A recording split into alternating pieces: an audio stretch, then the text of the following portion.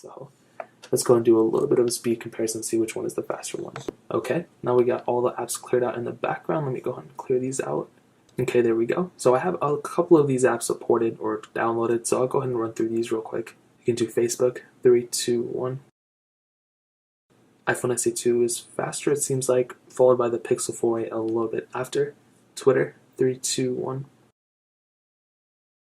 I thought the 4a was going to be faster, but the SE2 actually ended up being faster there, so I guess that's good. Snake vs. Blocks, 3, 2, 1.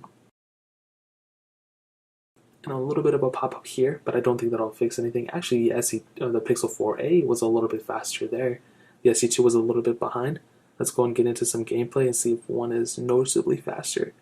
And actually, I don't know. I kind of thought the SE2 kind of stuttered a little bit there. Maybe I'm tripping, but yeah, both were pretty fast there for sure. Netflix, 3, 2, 1. And definitely the SE2 was faster there, followed by the Pixel 4a a little bit after. You know, not a crazy thing, but definitely a little bit noticeable. Quizlet, 3, 2, 1. And the SE2, I think, was a little bit faster there. The 4a was right behind it. We can do Temple Run 2, 3, 2, 1.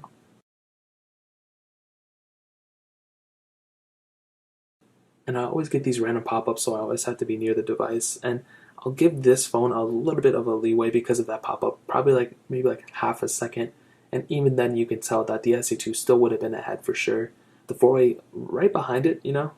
And you have to keep in mind that this one has the latest chipset of the phone. The 4a does not. The 4a has an older chipset inside of it, or the older Snapdragon. I don't remember what it is, but that's kind of an important thing to keep in mind, that this thing, even though it has the latest chipset, the 4a is definitely behind it for sure. So the 4a, let me test one more app real quick. I can do like Instagram, 3, 2, 1.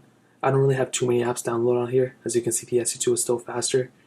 Thank you, 3, 2, 1. And 4a was faster here. I think it was like the second time the 4a was faster. Now, I will tell you, between both, the SE2 is definitely the faster device, just even from the small test that I did. You're probably going to get a faster device on the SE2 and probably a more powerful device, even though the RAM is more on the Pixel 4a. I still feel like the SE2 might be the faster one, you know what I mean? Specs on paper would mean one thing, but in real life use, like I just showed you, potentially the SE2 might be the faster one. But the 4a, I think, is still pretty fast for the most part, especially for that price tag. I think it's a pretty good performing phone. But again, between these two, keep in mind the SE2, I think, is the faster one for sure.